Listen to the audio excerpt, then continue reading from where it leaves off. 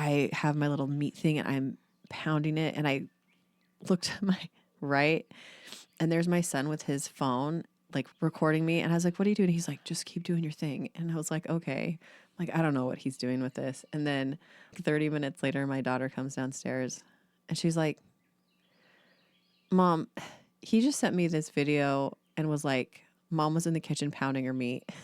And it was a video Your kids. of me pounding the chicken. And I was like, I knew that video was suspicious. 100%. I knew this was going to be used in nefarious And it was the ways. oldest son, huh? Yes, it was. Of course it was. And so I was like, oh my gosh, 15-year-old boys, man, they just have all the class. They really do. They really do. Hey there. Welcome to Parties to Playdates. I'm Kendall. And I'm Jess. We're here to fill your day with warmth and laughter. Join us as we navigate the chaos and joy of everyday life. We're all about sharing real-life moments with a dash of humor and practical tips. So grab your coffee and settle in for a cozy chat. Because here, every moment is a story worth sharing. No topic is off limit. And every listener is a friend. Let's get this party started.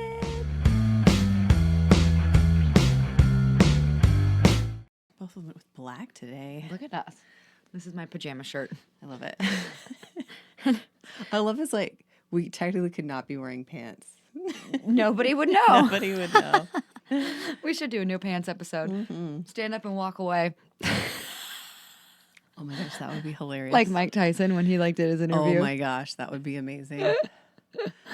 Look at us. We're doing it. Matching. Matching black t-shirt day. Hey Kendall, how you doing today? Hi, girl. Good question. I'm good. Life is good. Good. We went out last night and I had a little bit too much fun. But you know what? Life is fine. And if I keep telling myself I'm feel good, I'll feel good. I love it. That's what I'm doing. You gotta just push through sometimes. I'm manifesting.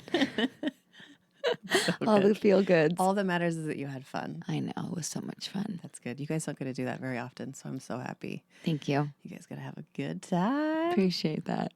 Yeah. It's like I feel like since we don't go out very often, the one time we do, it's like let's just go balls to the walls. Yeah. And we did. So good. I just want to see some of the karaoke footage. That's all I know. I was standing on a table at one point, Oh and my I'm pretty gosh. sure everyone's phones came out. So you'll probably see it somewhere. I love it. Yes.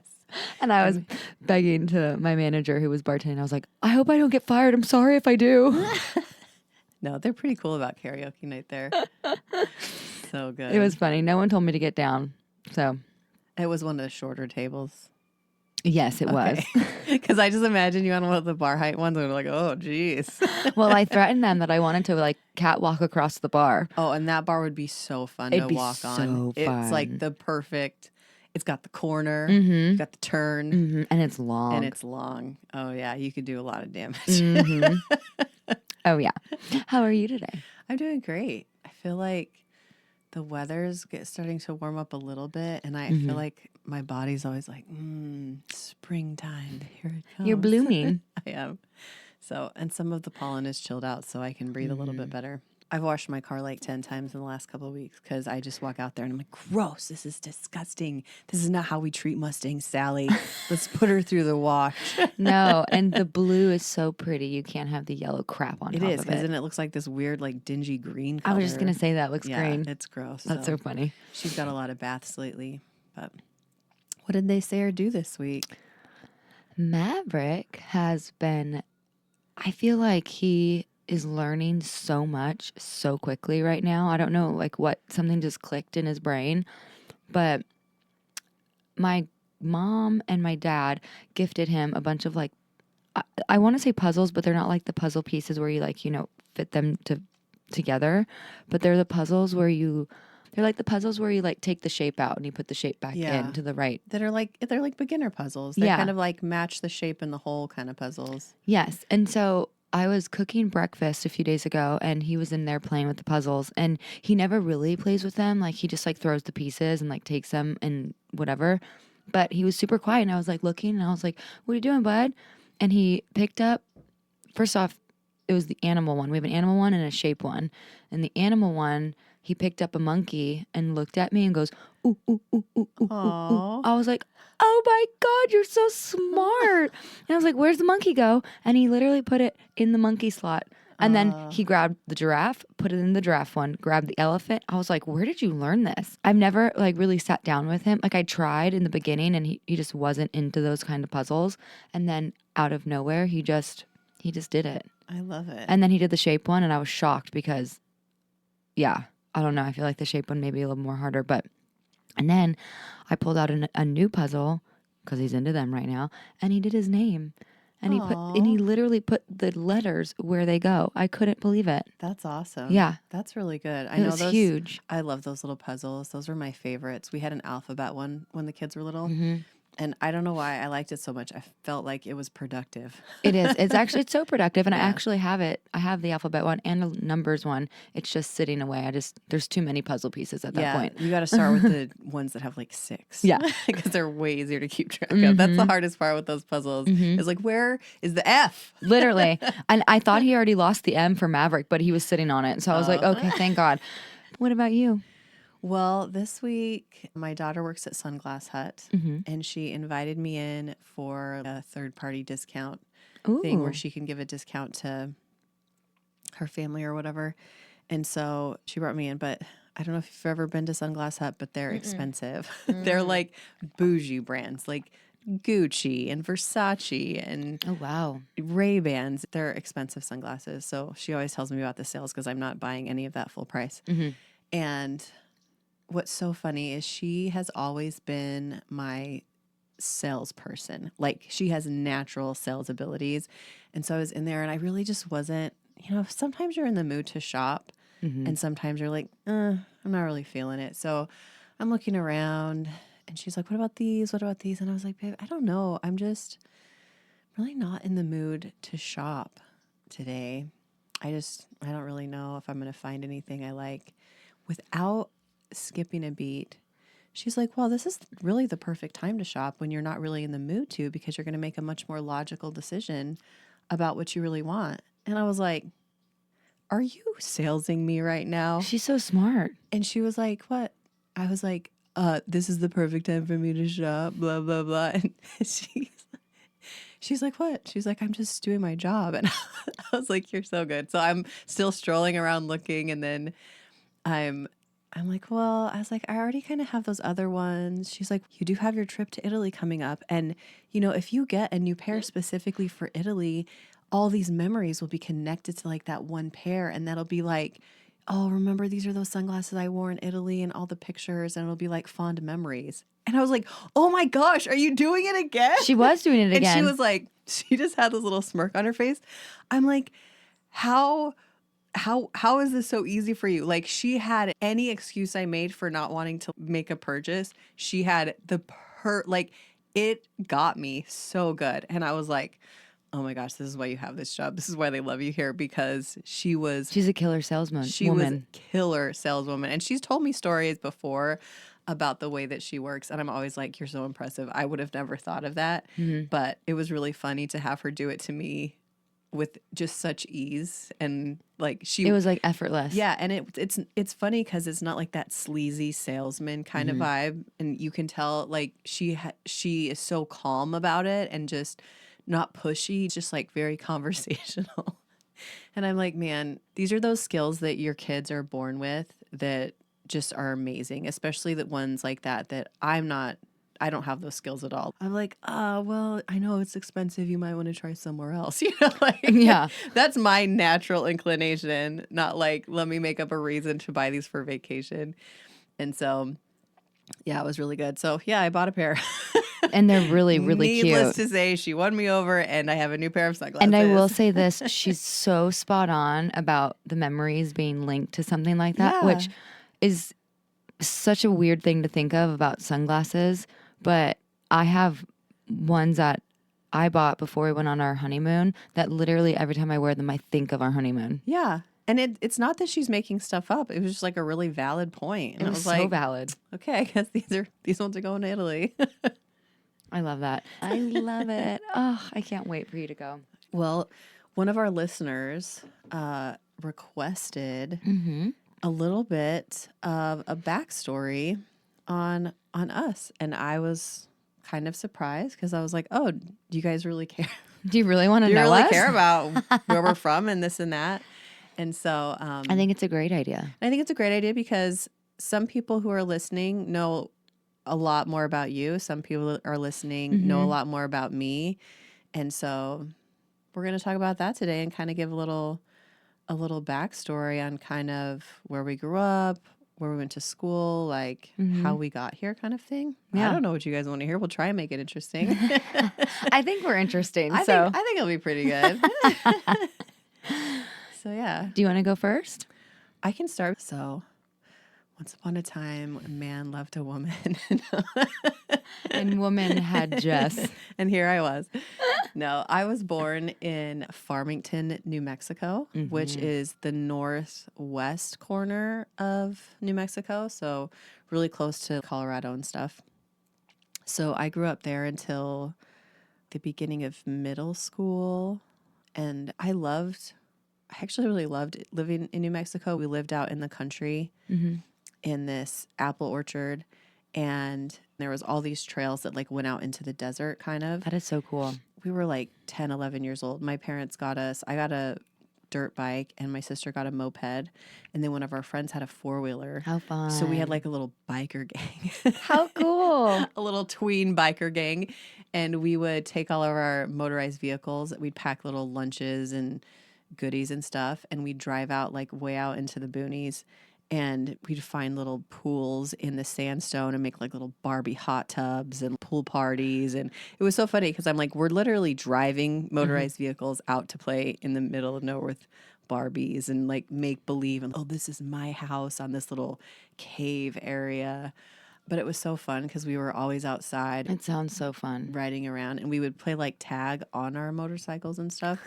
So we were like just cruising all over the neighborhood, chasing each other down, trying to tag each other, which looking back, I'm like, that's kind of dangerous. It is. And but there was a few times that we tried to like whip around to get away from somebody, and we would fall and skin up our knees or skin up our elbows or whatever.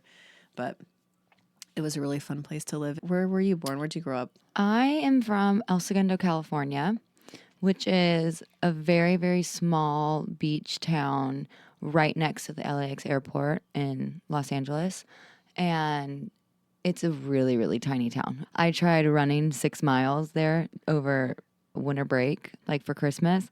And I had to literally go to the high school and start running laps on the football field just to get 6 miles in, because I'm not kidding. This town's like 2 miles by 2 miles. It's so small. Oh, wow. It's so tiny. And it's a really, really beautiful spot. I absolutely love it. I loved where I grew up. I love the schools I went to. I would die if Maverick could go to those schools. They were just absolutely amazing. There's 5 of us. I have 4 siblings, an older brother, an older sister, and then I'm the middle child, and 2 younger brothers.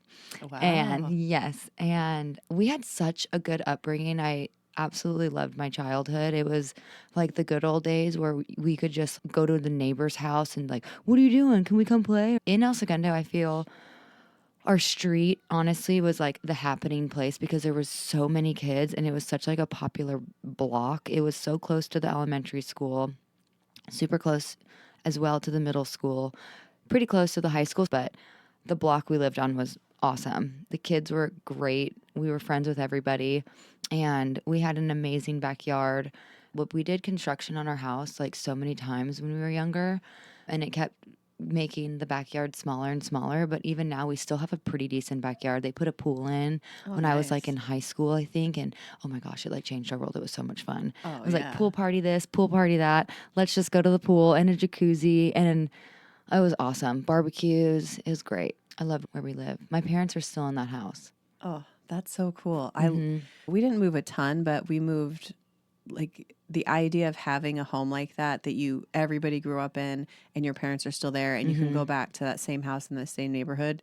It's kind of one of those like TV dreams that I think of, because you don't really think about how nice that is. It's like a stable like home base that you can go back to. So that's really cool. It is. I mean, they've been there for over 30 years. Wow. I know. It's crazy. That's really cool. How fun. There was one neighborhood we lived in for a couple of years that was kind of like that, and it was so fun. There was a huge park in the middle, and when we were in high school and we would go in the middle of the night and run through the huge ass sprinklers that were in the park and stuff. It was really fun. We'd go run in the sprinklers and then we'd come home and jump in the hot tub. Oh gosh, that sounds so Yeah, good. it was really fun. I miss a jacuzzi. Yeah. I really do. I love that. Yes. So, and I love going back to see my family. And it's just everything about it is so nostalgic. And now bringing Maverick whenever we go is like one of the most special things in my life.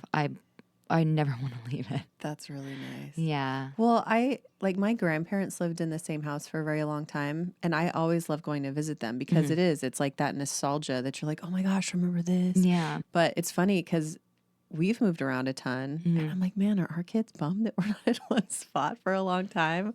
Like, we've lived here as long as, this is the longest I think we've ever lived anywhere. We're just barely getting to that point that we might make it past like the 7 or 8 year mark. But I sometimes wonder if my kids are like, oh, I wish we had one house. But you can't really predict that, you know, like jobs, careers, you know, especially people being in the military and stuff. It's hard to choose to just stay in one spot. So, and then with a growing family for us, it was like, oh, we need a bigger house. Yeah, you just like where are we going to put all these kids? Oh, shoot. So after New Mexico, we moved to southern Utah. So we always lived in like the corners of states, thinking about it. We moved to the very southwest corner of Utah. So we're talking an hour and a half from Las Vegas. So it's high desert, dry, beautiful heat, tons of amazing hiking and beautiful. But I remember when we first moved there, it was a couple weeks in and I was sitting in a math class and I was looking around and I was like, what is off here? I'm like trying to figure out what seems weird. And then I realized everybody in my class had either blonde or brown hair and they were all white. And I was like, I came from New Mexico where like 80% of my class in school was either Native American or Hispanic. And it hit me all of a sudden that I was like, where are the brown kids? And I remember going home and being like, Mom, something is up around here. I don't know what's happening at this school, but there's only white kids. Like, I'm concerned. This seems a little culty.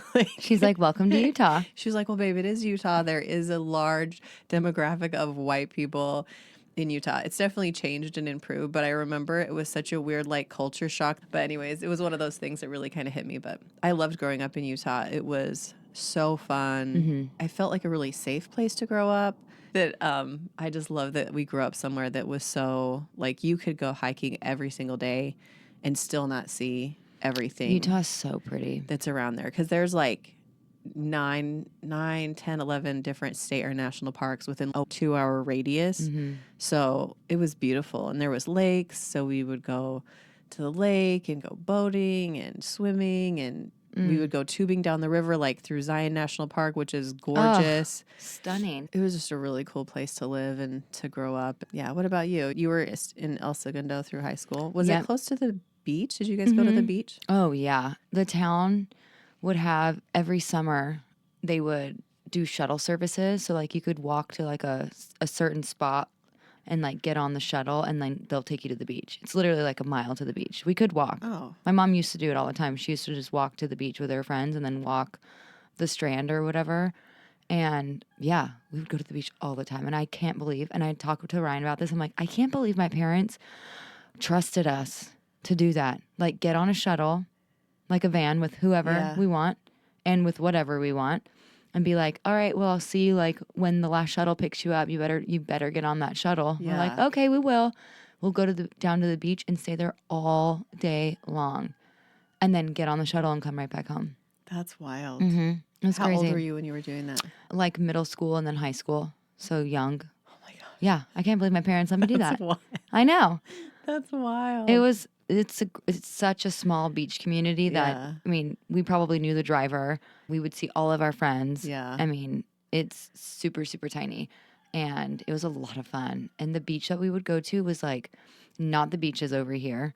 It's totally like an LA beach, which, it's a little on the dirtier side. The waters are cold and dark and seaweed everywhere. There's black tar, like it gets stuck on your feet. But the summers were so fun on the beach. Everyone was playing beach volleyball. Everyone was sun tanning. Everyone was riding their bike on the strand or walking, and the dogs. And it's just such a good time. Like there's streets you could like walk up to and spend $3 and get a bowl of like teriyaki rice. Or there's like liquor stores we can go get candy and soda and whatnot and bring it down to the beach. It was just awesome. Oh, It was a that's really so good time. fun. Yeah, it was great. A That's lot really of that. fun. A lot of people where we live go to also like lakes, like Lake Havasu or Parker, Arizona, and do like the river on summer break. It was so much fun. It's a really good time. A lot of water activities. Yeah. Yeah. Oh, I love it. And I mean, we're in a spot where you can drive, like we could walk to the beach, get in the car, you could drive an hour and see snow and then go snowboarding. Yeah. And then, drive another 30 minutes and you can be in the desert dirt biking. Or California is so vast and so different in all the areas, but yet it's all still so close. Yeah. We had that too. Like we could drive like an hour north and we could be on a ski slope, Yeah. like at a ski resort, or we could So go like cool. camping up in the mountains, which was so. Ugh. That's the one thing I miss about the West Coast is there's so many like beautiful, amazing mountains to go camping in that are actual mountains, and here there's just no mountains at all. No, there's nothing. And I've tried to find some. I'm like, there's got to be some mountain somewhere, but the closest ones that I can find that are like somewhat resembling a hill are like 6 hours away. I was going to say Nashville Yeah. or like Tennessee. Like there's or, parts, I found some in super northern Alabama or different places like that, or Georgia. Mhm. But it's so much farther than I want to drive for a weekend camping trip. Yeah. Because we used to drive like 2 hours to get like deep That's in the solid, mountains. though. That's like- which isn't bad. But 6 hours is like an entire freaking road trip of craziness to get. That's like to a do full that. day of driving. And then if you're like, oh, cool, we'll go on Friday and then come home Sunday, 2 of those days are spent. Like by the time you get the tent set up, you're like, let's go home. By the time you're done setting the tent up, you got to sleep in it and then take it right back down. Yeah, yeah. So I do miss the mountains and all the camping and stuff like that because we loved camping. The camping was Yeah. like, my family didn't do a lot of like family vacations or anything like that. We would just go camping a ton. And it was fun because honestly, we never did anything while we were camping. Like we would build forts out of sticks and we would play in the river and we would build dams and we would, make bridges across. Like I guess we were just engineering the forest. Totally. That's what kids do. And then if it rained, my parents had a little pop-up tent trailer. And so if it was raining or whatever, we would just sit in there and play card games for How fun. hours and hours, or Yeah. dice games. And we're really good at canasta. Oh, how fun. Because some of those games are a little more long and intensive. But it really was like we had so much fun and just eating yummy food and hanging out. And, Yeah. just being in nature. So Yeah, wonderful. it's so good for you. My family also had a trailer, had to fit 7 of us, so this puppy was big. Yeah. It was huge, but it was so much fun, and we would take it to Utah. We actually went to Utah because my grandparents live there, and we would go camping there as well, and up to like Lake Arrowhead and stuff like that. But oh my gosh, camping trips are just so good for the soul. Oh, and honestly, they're some of my favorite childhood pictures. Yeah, Like we did a camping trip with some friends in North Carolina after we had kids. They had a bunch of kids, and they're some of my favorite. Like everybody's dirty, has bandanas on, just dirt on their feet. They're just like Hippies. part of the dirt. It's so funny. And then I look back at my childhood, and I have all these pictures of me and my sister because it was just me and my sister. I just have one older sister. And there's all these pictures of us in these like cute little pigtails with bandanas and our little sweatshirts and our cute little Adorable. boots and our dirty jeans and being goofy around the campfire and stuff like that. They're some of my favorite pictures of us. Yeah. So I wish there was more places around here to go camping. Anybody in the Florida Panhandle know where some good camping is? Please let us know. And please don't say Topsail. I'm done with people saying that. It's no. Not on the beach. Put Yeah. us in a forest somewhere, maybe Come by on. a stream. Yes. Maybe with a feel of cold a little bit. Yeah. Just tell us the time of year we need to go. I think we just passed the time of year that we needed to go. I think we did. Dang it. So Okay, so let's go to when we became adults. yeah. Where were you at this point? After I graduated high school, I moved to Texas. I did not know you lived in Texas. I did. Well, that's where I met Andrew. I did know that, actually. Yeah. We were in Texas, kind of outside of Dallas, in this little tiny town called Garden Valley. And it was like this big youth ministry that did all sorts of stuff. And they had this internship. You had a ton of classes. You got to meet people from all over the country. They would give you like really important jobs to run stuff. But so the first year I was there, it was just in Texas. And then the second year, I did one of their second year programs, which is when I met Andrew, where we traveled with like 30 other people on a bus and set up like huge like youth events. So That's so basically I fun. was like a roadie for a year to where I was the video director. So I got to sit behind stage and I had 3 camera people that I would speak to with my headphones or whatever. And I would say, camera 1, I need you on this. Camera 2, I need you that. And then I would be the one that would put the images up on the huge screens Oh my during the live gosh. event. So You were serious. it was a very intense job. It's like live television. It's a live concert, basically. We had a full drama presentation. It was like a 3-day event. It wasn't just like a 2-hour thing. So it was very involved. And we also had to set up all the equipment beforehand. So yeah, it's a lot of work. it was a lot of work, but it was another one of those things where you're like, how are you guys trusting us with this? We did a bunch of training beforehand, like for a couple of weeks. And then we went to do our first show. One of the actual staff members, he was like the production director or something. And he's in the headphones with everybody else, you know, that's part of the behind the scenes team. And I remember he lost his mind on me one day and was like, what are you doing? This needs to get up here right now. Like he was so intense. And I was like, oh my gosh, I don't know. Like I was, Yikes. you know, because it was like a high stress, like you Yeah, it really had is. to stay focused. It was really funny, but honestly, it was one of the coolest things I've ever done. It was so much fun. It was so much work. It was fun because Andrew was a part of the drama team that did the drama during the event. So I got to see him and talk to him a lot. And that's how we kind of got to know each other. But there was a lot of very strict rules. And so there was no dating, no relationships during that season. And so you had to be really careful not to be like, oh my gosh, he's so hot. Oh, totally. And so I honestly like shut all that off. I was really good at that. And it's funny because he loved me like the entire time we were on the road and was just secretly, you know, Totally obsessed with you. totally obsessed and in love with me, but he couldn't say anything or he could get kicked off. Like That is so sketchy, but he could get sent home. so sweet. It was so sweet. So he definitely put in some effort to be my friend. No, he did want to be my Only. friend.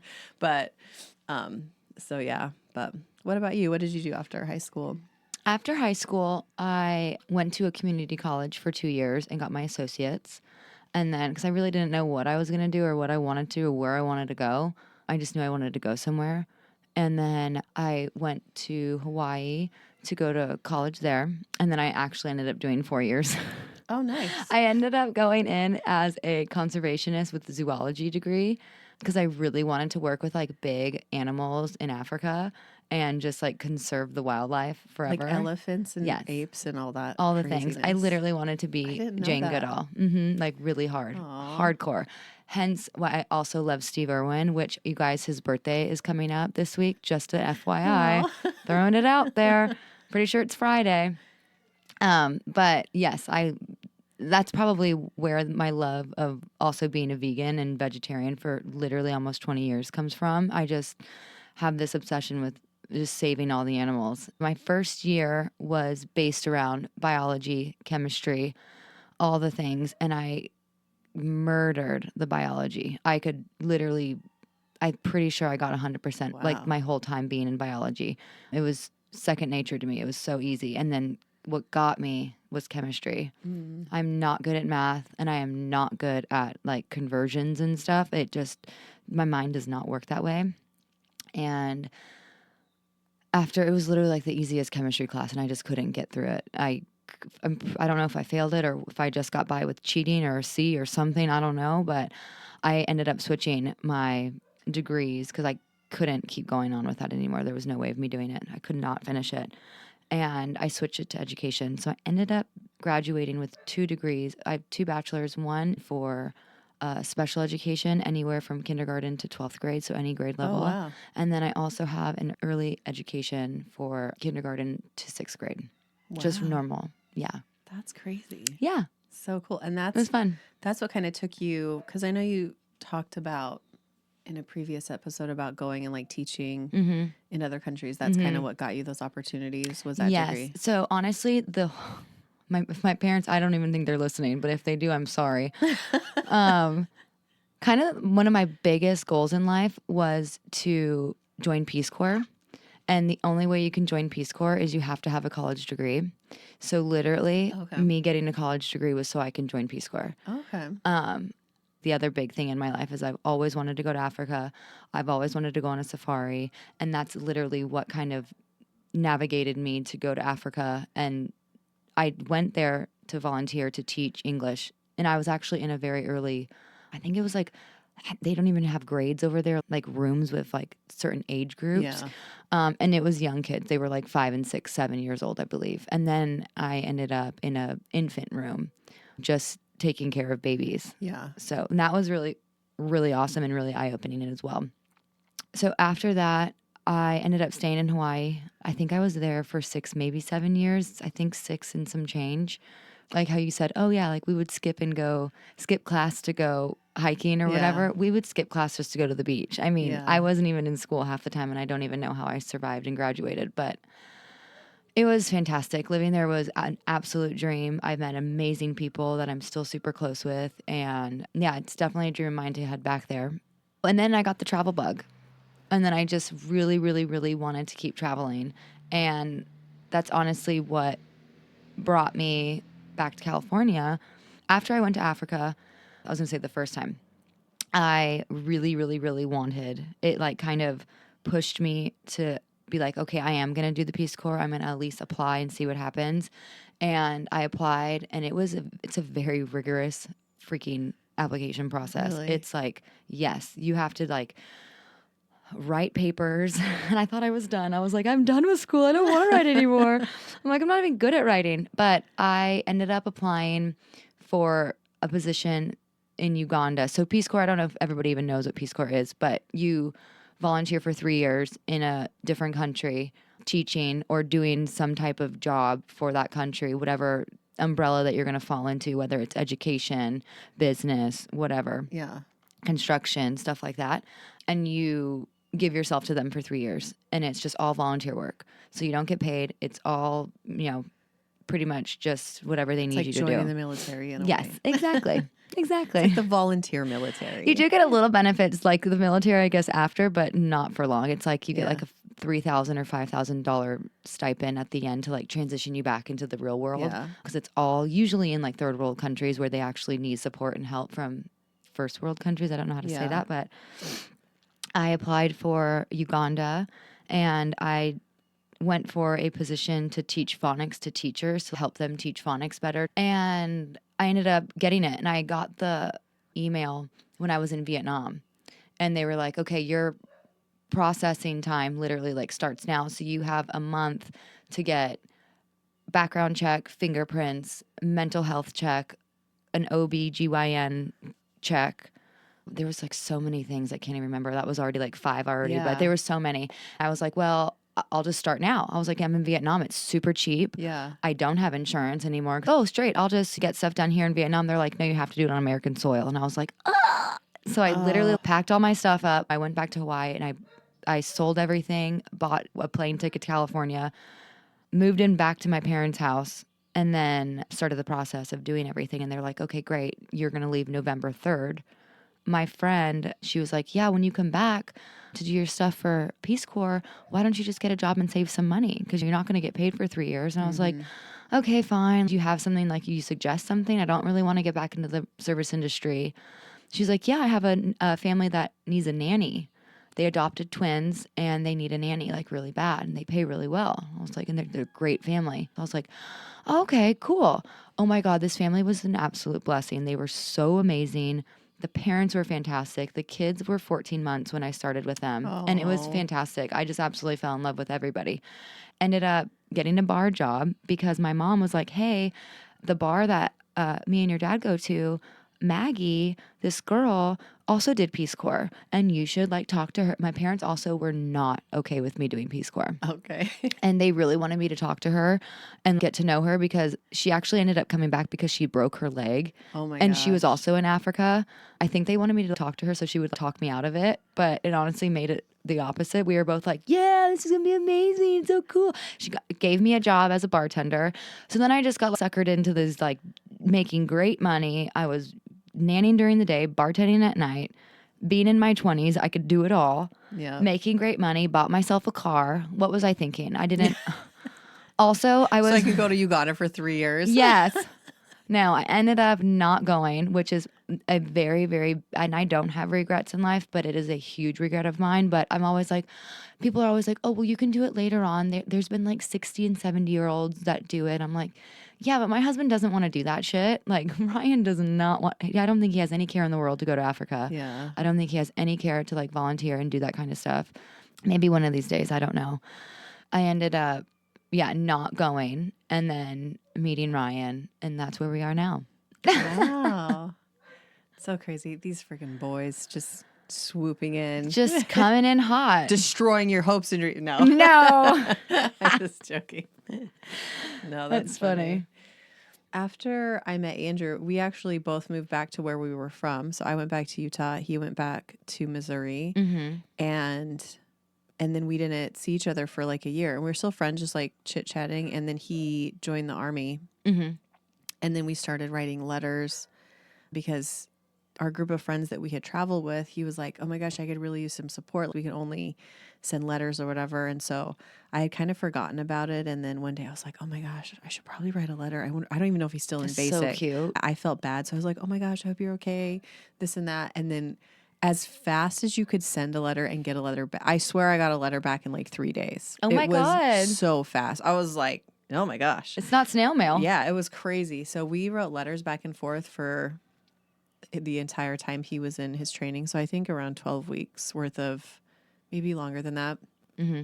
I have a whole box that's I love filled that you with kept envelopes them. Yeah. from when he was in or whatever. But it was funny because even through all of that, I still thought we were just friends. Shut up. Like we could have Did you say I love you? I don't think we said I love you. Oh my gosh. Like I was just like, okay, cool, bye. And and we were sharing, like looking back and reading them, it's like, how did I not see this kind of thing? Mm-hmm. Like we were sharing, like, Did he think so? he was extremely hopeful that there was something there. Love Andrew. I was very kind and just like encouraging because it was a difficult time, Of it course, was yeah. hard. And so looking back on them, I can kind of see where I could have led him on a little bit. But it wasn't until like almost a year after we had left Texas that we were finally could like talk on the phone and stuff. And we would chat, here and there a couple times a week or whatever. And one day he called and was like, hey, I wanted to talk to you about something. And I was like, yeah, cool. He's like, I've loved you for 2 years and I just wonder if you feel the same. Oh my God. And I was like, How'd you answer? I said, I'm going to have to call you back. Shut up. No, I was like, You literally said I'll call you I back. said, I'm going to have to call you back. I was like, I don't know. I was just like, I don't know. I'm going to have to call you back. And he was like, okay. Oh my gosh. You know how And then I got off the phone and I was like, oh my gosh. I was like, do I love, like, I really, you had to think about it. Yeah. he was my friend. Like I could say he was a good friend, but I really had like shut off that like dating relationship opportunity. And so then I really I kind of like opened my heart up to be like, do I really love him? And all of these like memories and things flooded into my brain, like times when we had been in Texas and I was having a dramatic day and I was crying or something. And I remember thinking like, I wish Andrew was here. Or different times when I remember like catching him when we were like at the beach with his shirt off or something, you know what I mean? Like, and all these things that I kind of like suppressed out of my brain, like came flooding back. And I was like, oh my gosh, I think I do love him. Did you call him back? Not that day. Jess! I really gave it the night. And then the next morning, I called him and I was like, hey, I had some time to think about it and this and that. And I explained kind of what happened in my brain. And I was like, I think I do love you. And he was very happy, but he did. Of course he was. He did tell me later. He was like, he's like, I was very confident you loved me. He's like, but when you said you had to call me back, there was part of me that was a little bit scared. Like, oh my gosh, what if this doesn't happen? Because he had literally loved me since the moment he saw me. Mm-hmm. Like when we were in Texas, he tells me this story about I was walking down the sidewalk that kind of led from where we ate to where the dorms and stuff were. Mm-hmm. And I was coming down the sidewalk. He was going up the sidewalk. And he said he remembers seeing me. The sun was like shining behind on my golden blonde hair. Your Goldilocks and hair. He's like, I saw you. And I was like, that's going to be my wife. Oh my God. Like from the second he saw me. So he was dealing with that for almost that was like 2.5 years from that time. That is a he long time. saw me. And so he had talked to his friends and been like, oh my gosh, I really like her. What should I do? And they were like, you can't say anything, bro. Like there's rules. So it was really one of those things that it felt nice to have somebody that had waited for so long and to just wait for me to come or to finally be like, hello. Yeah, for real. Take off the friendship glasses, please. Can we take this to the next level? So it's a beautiful, beautiful love story. That is really, really after sweet. that, it wasn't too long before we were engaged and then married. So yeah. And then we moved. He was in the Army. He got his orders to go places. So we moved.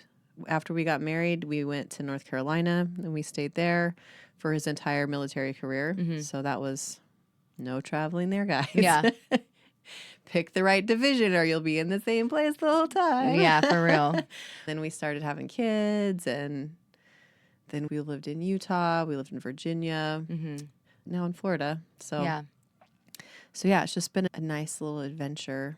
To get you here. Yeah, to get me here. So we got married in May of 2005. So coming up 20 years here in a couple months. That's why we're going to Italy. Because we never really had an actual honeymoon or anything. So this is going to be huge. I was like, we're 20 years. We're going to Italy. That's crazy. So we're really excited about that. We got married in May of 2005. And then we had our first daughter August of 2006. Second daughter February of 2008. Then our first son July of 2009. And then our fourth baby April of 2011. So we busted those kids out. Yeah, you did. Yeah, you did. Busted them out. And so it's been a wild ride, but a lot of fun. That's awesome. So, yeah. Oh, that's so amazing. I'm sorry for the dogs in the background. It's Margaret. I know it is. Funny. She's just staring at us like, hello. Yeah, she wants to come out here and join, but she can't. She's not allowed. They're never allowed back out here because they undo all the cords. Well, that was us, guys. Gotta go. See ya. Just kidding. Okay, what are we cooking this week? Ooh, last night I just did this yummy Publix buy one get one. Oh, They so always get good. me. They had lobster stuffed ravioli. What? Yes. Don't tell Ryan. And I was like, ooh. What's funny is I grabbed the bags. I grabbed 4 because I have too many kids and they were kind of small bags. And I realized last night when I went to make it, I got 3 of the lobster and 1 spinach thrown in there. Hey. Little spinach ricotta action. I was like, Hey. well, they're all the same size, so they're all just going in the same. It'll be a surprise. I was just going to say, it's like a surprise. You don't know which one you get. It's like, is it going to be spinach? Is it going to be lobster? I don't know. Does it come with a sauce? It didn't come with a sauce, so I just did like an Alfredo sauce that I made. I made it up. That's okay. It's probably delicious. And then I did some grilled chicken with it. So, but it was funny because I wasn't using a recipe for the sauce. There was like way more sauce than what I needed. And then I was like, oh, I'd hate for this sauce to go to waste. So then I cooked more like extra angel hair pasta, but then there wasn't enough sauce for all of the angel hair. So I just took part of the angel hair and like soaked up the remaining sauce. And then we just had plain angel hair on the side. I was like, my kids will eat pasta with anything. So yeah. Oh my gosh. we're just going to save that for later. But I just did the chicken on the George Foreman grill, which by the way is probably one of the easiest ways to cook chicken. So I pounded them out so they were more like really even. thin. So they would cook more evenly on the grill. And I have my little meat thing and I'm pounding it and I looked to my right, and there's my son with his phone, like recording me. And I was like, what are you doing? He's like, just keep doing your thing. And I was like, okay.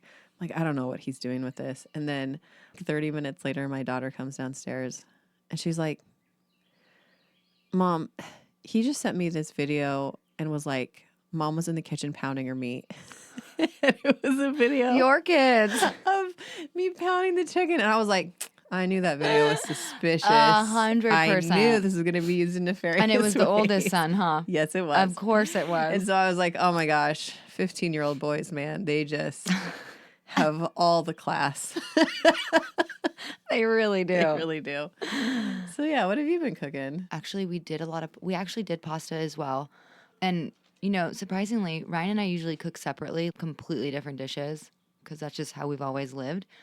But he's on a diet and he's trying to eat healthy. I'm like, just don't eat takeout, you know? Yeah. And portion control, which he does not know. And he always says that. He's like, I only had 2 Reese's instead of the whole bag of them. I'm like, well, normal people only have like a few. You don't just sit there and eat the whole damn thing.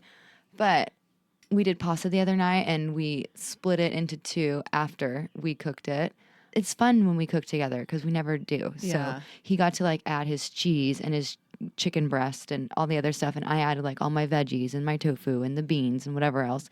And then so good, and I do this a lot, are like usually with sweet potatoes, but this week we did them with just red potatoes, but like a loaded potato, but not like a sour, not like it was boiled. Yeah. So I got them from work because they were gorgeous and huge. I gave one to Ryan, one to me, and they were just like these big red boiled potatoes. And then we cooked veggies on the stove and beans. It was like broccoli and beans. And then I just like dump it on top of the potato and like mix it up. And it is so good. And I made a cashew cream sauce for the topping. Ooh. It was so tasty. And then Ryan added chicken to his and like a red sauce. And he was like, oh my God, this is so freaking good. He's like, it looks like crap. And I would have never eaten this ever before. He's like, but it is so good. I'm like, dude, there's something about potatoes. I love potatoes. Me too. I could eat potatoes so many ways. Like baked, roasted, fried, grilled, sliced up, cubed, shredded. Like Doesn't even, that's so in true. a tater tot. Like I'll eat them Tot. all the ways. Oh, And yeah. You can put so many things on them. They're so delicious. What did you guys think? Do you have any other questions for where we came from? Hopefully that's enough. Where are you guys from? How many siblings do you guys have? I know. I want to know about our listeners. I'm so curious. Maybe we'll do a poll this week and kind of ask people some questions about themselves. And I'm super curious now because we have listeners all over the world. Yeah. Literally. Like, are you guys interested in America, or do you guys like where you're from, or do you want to move anywhere else, or like go see some, like, we want to know. Yeah. So curious. Did you stay in one place? Yeah, Did you grow up in the same place? Did you move around? Did you like it? Did you not like it? We're going to have so many questions for All you guys the this questions. week. Yeah. So have a wonderful, beautiful day, friends. Yes. Enjoy it. I almost said have a great weekend, but it's Monday. It'll get there eventually. We'll get there. Well, goodbye. Goodbye. And that, party people, wraps up another delightful episode of Parties to Playdates. We hope you're leaving with a smile, a story, and maybe a tip or 2. Remember, life's journey is better shared with a friend. And we're so grateful to be part of yours. If you enjoyed today's chat, don't forget to rate and subscribe to our show. Your support keeps our community growing and our stories flowing. We want to hear from you. Please send us your thoughts, ideas, and questions to partiestoplaydates@gmail.com. You can also find us on Instagram, Facebook, and TikTok at Parties to Playdates. Until next time, keep embracing the chaos and finding the joy. Take care and stay connected, party people. Bye for now, and don't forget to laugh a little extra today. Bye.